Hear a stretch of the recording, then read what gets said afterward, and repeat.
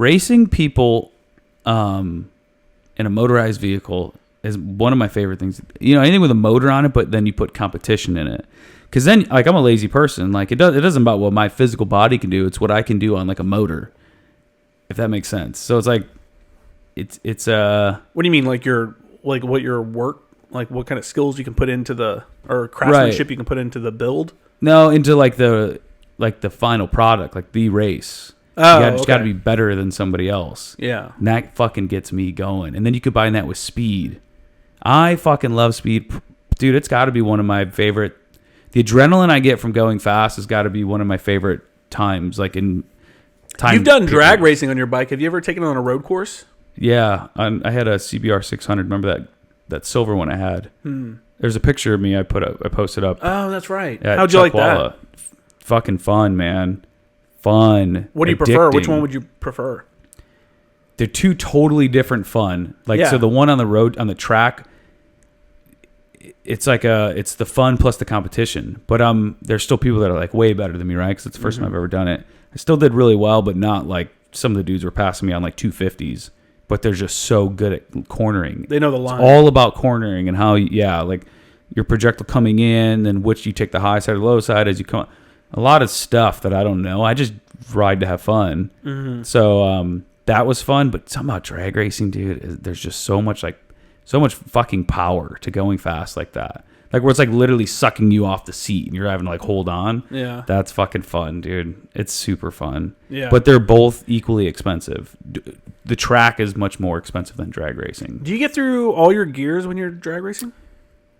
Man, I've only the other thing is I've only done the 8th mile. I would love to do the quarter mile, which I should make that a point and actually go do it.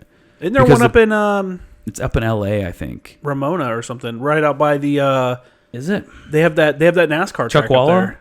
No, they have that NASCAR track up there. Oh, Verona. Is it Verona? I don't know. So I've been to the one up there in Verona, and that's an 8th mile. Oh, okay. But I've never done a quarter mile, and I would love to do. They do half mile races, but I have to put a kill switch on my motorcycle in case I fall off. That'll shut it off. And then there's something else I have to do that I just don't want to be honest. Yeah. And I'm just lazy, so I think a half mile race would be fun because that's where you're doing like. Oh yeah, the strip attacks. You can do those air strip attacks. So that's where in a half mile I can do 180 in a half mile. Nick took his Jeep that he used to have. I don't know if you ever saw his Jeep that he had. Massive turbo. Oh yeah, you did race it one time. Him. Yeah, okay. Yeah, and he took his Jeep there? His Jeep Wrangler. SRT or whatever with that turbo on it. Yeah. I think he did. It was either, I want to say it was 186 in the standing half mile. No shit. Yeah, dude. That thing was fucking fast. Dude, I'd be scared to do it in that. And a Jeep. It's a little top heavy. Well, it was the SRT, and I think that thing's meant to do 186. I think he brought it down a little bit. I'm not sure what all he had done to it, but yeah, that would be fun. That'd be super fun. Strip Attack, I think is what it's called. The more I ride, though, the more I'm like, dude, this thing's from 2007. Parts on this thing are fucking old. So, like, bearings and everything. Yeah, but you've rebuilt the motor, though. Yeah, but I'm talking, like, bearings. Oh, on the wheels. Like, I have, I didn't buy, when I bought it, it was already done, but my swing arm isn't a full extended swing arm. It's a regular swing arm with extension plates on it. So imagine the bolt that slides, that's inside of your tire on your rim that holds your tire in. That bolt is slid out. These little extension plates are put in, and then the tire scoots back and now slides in the new. So it's just a chunk of steel. Yeah, that's kind of like spacers on a wheel. And people put on their car wheels. So I have one that's like 8 inches or so already put on there. It's solid steel, but like, what if that thing snapped? What if that steel just gave out and snapped? So replace it. Do some preemptive, repack your wheels. What's it cost to replace to do that? I don't know. A couple $100. I don't know.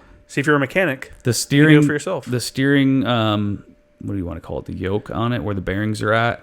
Sometimes it clicks. It makes a weird click noise. And I brought it in, and they were like, "Yeah, it looks fine," but it still does it. And I'm like, "That doesn't. What if that just locked up on me?" Yeah, man, on the freeway, dude, you'd be fucked. I think about that shit all the time. So that's what like a nice new one would be nice. Yeah, that's one thing that sucks about not living on base is not having access to the. Dude, I told what's that shop? I told one of my customers about that shop the other day. What's it called? Automotive something. Yeah, the automotive shop. If people aren't using the automotive shop on base, Dude, we can still use it as veterans. Can we? Yeah, we got to be vetted on the base. But, because they have spots where you can tear down a motor. And if you wanted to keep your car there and do a project for a year, you only pay them the hours that they're open. So you only, like if you keep a car there, it's $100 a day or it's $8 an hour, but 24 hours. A lot of places do it. You store it somewhere and it's like a set fee. You could store your car there while you're working on it for like a quarter of the price of somewhere else because they only charge you, it's like $5 an hour per day, per 8-hour day. So it's like $40 as compared to a regular place is going to charge you, $125 or something crazy. But you're talking about like in the shop. Yeah, like you can, and then not only that, inside the shop, there's like mechanics that work there. They have online the manuals into like literally everything that like the automotive shops use. They're like ASC certified mechanics. They all are. And then there's a welding place. There's a custom fabrication place. Yeah. There's a place that resurfaces your rims. I'd bring them to, or your rotors. I didn't really use the one at Lejeune or Pendleton. I used the one at Lejeune all the time. The one at Pendleton was so nice. Yeah. The guys were cool. And then they had Napa Auto Center connected to it. So if you needed a part, it could be there. One time I bought a fuel filter, put my truck up, and then the new one didn't fit. It was the wrong one. Napa came and brought me one out like within 45 minutes, I think. Wow, that's pretty cool. That was super cool. And they had their own welding station. Like, you could do anything you wanted there. Can you go in there and repack your wheels? New bearings? Maybe, but I wouldn't. I don't want to do it. Or however that works. I'm not sure what it is. Have somebody else do it. Yeah. It's just a pain in the butt. I've done that before where I've changed my oil on my bike there and some other shit. But you got to ride it there. So it's hot when you get there. So, like, if you're doing anything on the motor, you got to wait an hour and a half before that thing cools down. Really? That long? Dude, it's so, yeah. The oil in that thing stays hot for fucking ever. The oil's not that big of a deal, but if you're like taking off plastics and stuff, that motor's gonna be hot as shit. Yeah, I burned myself when I was a kid on the exhaust of the. It's like a Honda 125 or some shit, or 250. One of the worst things that our dad bought. It was a street bike to teach us how to ride. It was like a '69 Honda. They were probably air cooled, hotter than shit. Oh, it was super hot. It's one of those big pipes that comes off the side. You know, just bumped into it with my calf when we were trying to put it up on the back of the truck, and I was like. Dude, I had a scar for a little while. You see that scar right there on the top of my foot? Is that from it? That's from a three-wheeler. I was in the front. My brother was in the middle. My sister was on the back. We're like kids. And I had a shoe on with no socks. And my foot got lodged underneath the shifter on the bottom of the motor with my tongue folded down. So it was my skin on the...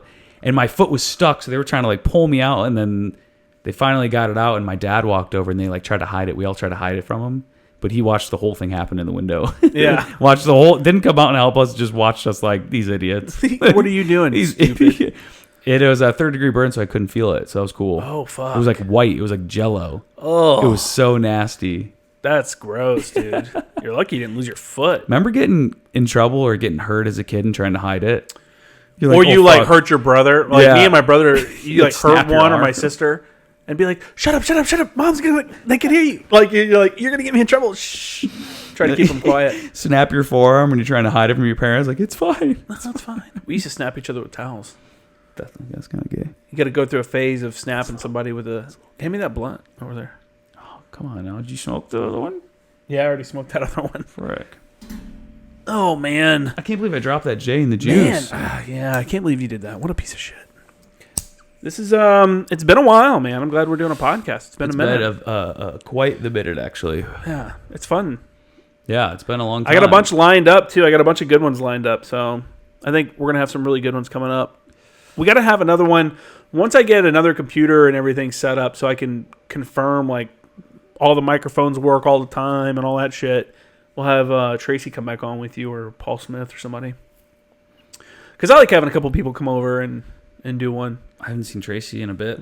I follow him on Instagram all the time, obviously. Yeah. He's always just posting pictures of his cars. His bus is cool, man. Fuck yeah, that thing's cool. We want one, but they're like stupid expensive. It's like $20,000 for a beat up one. For like a shitty one. Because I thought it'd be cool to get one, like a hippie one, and like convert it. Put a little bed or something, like a day bed in the back of it, or like, you know. You don't have to convert it. That's how they come. They come with a little sink in them. Yeah. You know, a lot all of them. Yeah. Tracy's? Well, his does. Yeah, his has like a little spot for like a sink, a bed, and you know. Like it's already in there? Yeah. That's how they came. That's how they came. I didn't know that. Yeah. Like from the OG from the factory? Yeah. No way. They're made for camping in. I didn't know. And then that's why some of them have the pop up that you can camp up top. You can sleep up top. I didn't know any of that. Some I of knew them, the pop up would. Some of them have the portholes all the way around. Those are 21 window ones. Those are the expensive ones. Those are the most expensive ones. Tracy said he doesn't like those ones because the sun's on you all the time. Then you know what? I don't fucking like them. Then fuck them. Then